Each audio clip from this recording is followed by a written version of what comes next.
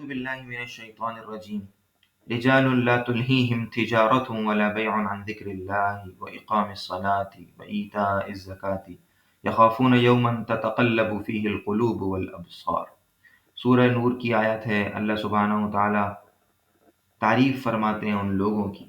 یہ لوگ سب سے اول درجے میں سب سے پہلے تو صحابہ کرام رضی اللہ عنہم ہیں، اور وہ تمام لوگ جن کے اندر یہ صفت پائی جاتی ہے۔ اب دیکھنا یہ ہے کہ یہ صفت ہمارے اندر ہے یا نہیں۔ وہ کیا صفت ہے؟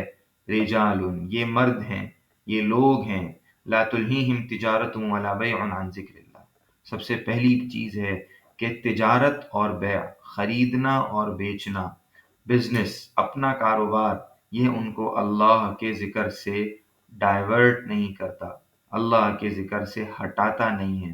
یعنی مثال کے طور پر اگر یہ لوگ اپنے کاروبار میں موجود ہیں تو بھی ان کی توجہ اللہ تعالیٰ کی طرف رہتی ہے، اللہ تعالیٰ کے احکامات کی طرف رہتی ہے، وہاں رہ کر بھی اللہ تعالیٰ کو خوش کرنے کی کوشش کرتے ہیں، اور اللہ تعالیٰ کے ذکر سے غافل نہیں ہوتے، وہاں رہ کر بھی اللہ تعالیٰ کا ذکر کرتے ہیں۔ یہ دونوں ہی معنی اس کے اندر شامل ہیں۔ اور اس سے زیادہ اہم چیز نماز کا قائم کرنا۔ نماز ہمارے کاروباری اوقات میں ظہر کی نماز آتی ہے، عصر کی نماز بھی آتی ہے، بعض دفعہ مغرب کی بھی آ جاتی ہے۔ ان تمام نمازوں کو کاروبار بند کر کے نماز پڑھنا، یہ ان کی صفت ہے۔ یہ وہ لوگ ہیں کہ اگر گاہک زیادہ بھی کھڑے ہوں تو یہ کہہ دیتے ہیں کہ ابھی نماز کا وقت ہے۔ ایک بہت اچھا اعلان میں نے ایک دکان پر دیکھا۔ جب میں اس دکان پر پہنچا تو وہ دکان کا دروازہ بند تھا، اور اس کے اوپر ایک چھوٹا سا بورڈ لگا ہوا تھا، اور اس پہ لکھا ہوا تھا کہ ہم لوگ نماز پڑھنے کے لیے چلے گئے ہیں، آپ بھی تشریف لے آئیں۔ اور مسجد کی طرف جو راستہ جاتا تھا اس طرف ایک ایرو بنا ہوا تھا۔ تو ہم نے صرف نماز پڑھنی نہیں ہے بلکہ انشاءاللہ لوگوں کو نماز پر لانا بھی ہے۔ تو جس مارکیٹ میں ہم کام کرتے ہیں وہاں کوئی بھی بے نمازی نہ رہے، سارے لوگ نماز کی پابندی کرنے والے ہوں، اس کی کوشش محنت کرنا یہ بھی ایک کاروباری شخص کے ذمے ہے۔ تو یہ وہ لوگ ہیں کہ دکان پہ جتنا بھی کاروبار زیادہ ہو، نماز کا وقت ہو جائے تو سیدھا نماز کی طرف چلے جاتے ہیں۔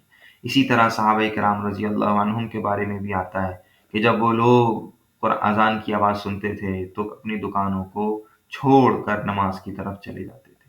وَإِيتَاءِ الزَّكَاةِ، اور اگلی چیز ہے زکوٰۃ کا ادا کرنا۔ تجارت اور بیع ہو رہی ہو، زکوٰۃ سے یہ لوگ غافل نہیں ہوتے۔ آج بڑی عجیب صورتحال ہے، کہتے ہیں زکوٰۃ کی کیلکولیشن کا وقت ہی نہیں ملتا، اس لیے کہ سارا وقت جو ہے نا وہ کاروبار میں لگ جاتا ہے۔ تو زکوٰۃ کی کیلکولیشن کرنا اور اس کے لیے الگ سے وقت نکالنا، اور اگر اس کے لیے جو ہے، اس لیے کہ عام طور پر مسئلہ یہ ہوتا ہے کہ زکوٰۃ کے ادائیگی کے لیے اسٹاک ٹیکنگ کرنی ہوتی ہے، فزیکل اسٹاک ٹیکنگ، کے کل مال کتنا رکھا ہے، وہ ایک عام طور پہ دکانداروں کے لیے جو لوگ مال کی تجارت کرتے ہیں اور ان کے پاس اسٹاک زیادہ ہوتا ہے یا مختلف قسم کا مختلف کیٹیگریز کا ہوتا ہے، تو ان کے لیے یہ مشکل آتی ہے کہ جی کافی وقت اس کے دیکھنے میں لگ جاتا ہے۔ تو زیادہ لوگوں کو اس کام پر لگانا، اور زکوٰۃ کی تاریخ جب آ جائے تو توجہ سے، اہتمام سے زکوٰۃ کو کیلکولیٹ کرنا اور پھر زکوٰۃ کا ادا کرنا، دونوں ہی چیزیں ایتاء الزکوٰۃ میں شامل ہیں۔ تو تجارت اور بیع ان لوگوں کو، ان کا کمال یہ ہے کہ زکوٰۃ کے ادا کرنے سے نہیں روکتی۔ تو 3 صفتیں ہو گئیں۔ چوتھی صفت یہ ہے ان لوگوں میں، یخافون یوما، یہ لوگ بیٹھتے ہیں کاروبار میں، بیٹھتے ہیں مارکیٹ میں، مال میں، لیکن ڈرتے ہیں یومن، ایسے دن سے، تتقلب فیہ القلوب والابصار، جس دن کے دل اور آنکھیں پلٹ جائیں گی، ٹرانسفارم ہو جائیں گی اور تبدیل ہو جائیں گے، دل تبدیل ہو جائیں گے۔ دلوں کے تبدیل ہو جانے کا مطلب جب قیامت کا دن دیکھیں گے تو کیفیت ہی دوسری ہوگی، اور آنکھیں، ایک جگہ آتا ہے قرآن پاک کی ایک آیت کا مفہوم ہے کہ ان کے منہ کھلے ہوں گے اور آنکھیں اوپر کی طرف ہوں گی اور بھاگے جا رہے ہوں گے۔ تو ایسی دہشت ناک صورتحال اس دن ہوگی۔ اس دن سے ڈرنا اور خوف کرنا ظاہر ہے کہ ساتھ ساتھ اس کی تیاری کرنا اور اس کے لیے نیک اعمال کا ذخیرہ جمع کرنا، یہ ان رجال کی صفت ہے۔ تو دیکھنا یہ ہے کہ کیا ہم ان رجال میں آتے ہیں یا نہیں۔ خلاصہ یہ کہ اللہ سبحانہ و تعالیٰ فرماتے ہیں کہ یہ کامیاب لوگ وہ ہیں جو تجارت اور خرید و فروخت کرتے ہیں، جو بزنس میں لگے رہتے ہیں، لیکن اللہ کے ذکر سے غافل نہیں ہوتے، نماز کے قیام سے، اقامت صلاۃ سے غافل نہیں ہوتے، زکوٰۃ کے ادا کرنے سے غافل نہیں ہوتے۔